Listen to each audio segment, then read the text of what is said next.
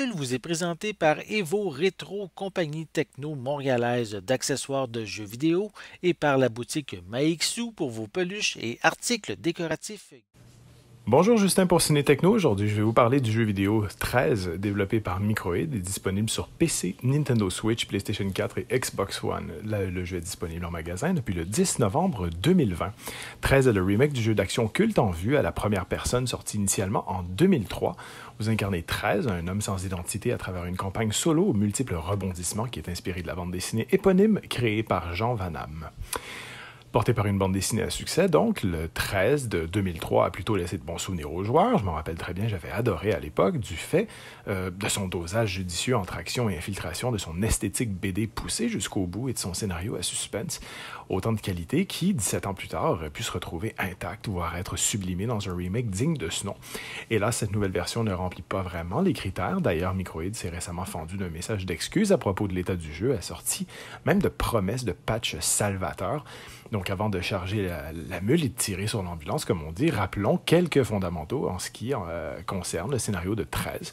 On y incarne un héros amnésique accusé d'avoir assassiné le président des États-Unis et portant un tatouage 13 sur la clavicule gauche, donc de fil en aiguille. Le héros en apprend un peu plus sur qui il est vraiment et découvre l'existence d'une organisation secrète constituée de 20 membres, chacun d'entre eux abritant son identité derrière un nombre romain. Ça rappelle un peu d'ailleurs les jeux vidéo Hitman, selon moi. L'ambiance de polar politique fonctionne plutôt bien et ce remake a l'intelligence de ne pas chercher à dénaturer l'expérience d'origine sur le fond.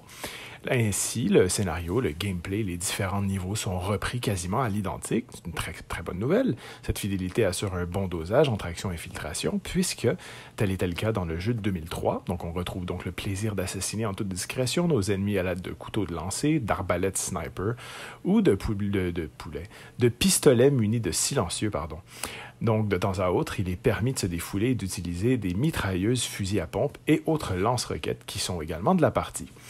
Également, les graphismes ont été améliorés. Il faut reconnaître que certains panoramas font leur petit effet. Ainsi, le chemin tout en feuillage d'automne qui mène au sanctuaire ou les rayons de soleil qui illuminent les paysages enneigés ne manque absolument pas de charme. Et de plus, le design des personnages principaux a été revu, mais de manière à mieux correspondre avec la bande dessinée. Donc, c'est vraiment très bien fait de ce côté-là. Donc, 13 et le Major Jones ressemblent ainsi nettement plus à leur homologue de papier qu'auparavant. Bizarrement, ces améliorations graphiques-là vont de pair avec un certain nombre de dégradations, comme les flocons de neige, par exemple, balancés par le vent qui embellissaient certains niveaux, apportaient une touche d'immersion, et même des effets 3D ont, par exemple, totalement disparu. Plus gênant encore, le jeu s'éloigne des effets bande dessinée que lui donnait tant de caractère, ce qui est étrange pour une console génération assez moderne.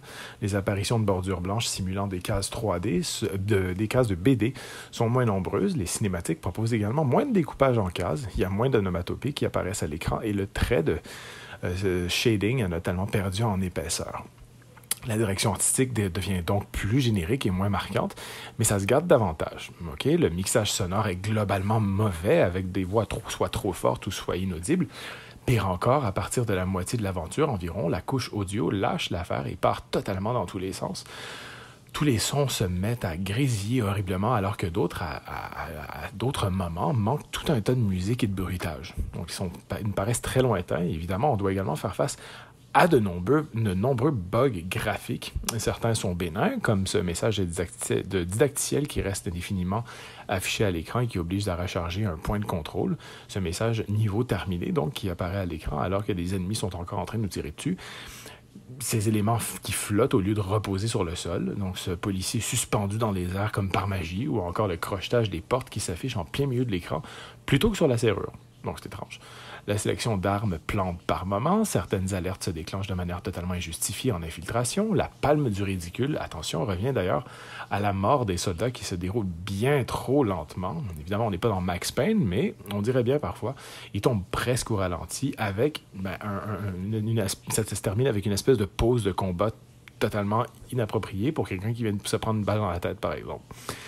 Les bugs de collision sont également de la partie, qu'il s'agisse d'ennemis qui passent à travers les murs, des cadavres à moitié enfoncés dans le sol, des cadavres qui sont pris de tremblements, des personnages défigurés par des espèces de traits colorés qui surgissent de leur tête, ou encore des soldats qui manient leur matraque à distance, cette dernière ayant décidé de voler un mètre de leurs mains. C'est vraiment étrange. Bref, je vous invite à juger par vous-même, et si vous avez beaucoup d'intérêt pour la BD, pour le jeu original, je vous conseillerais fortement d'attendre les nouveaux patchs de correction qui ont été proposés par Microïd avant de vous procurer le jeu à un plein prix. Donc ce serait à surveiller. C'était Justin, merci et amusez-vous bien.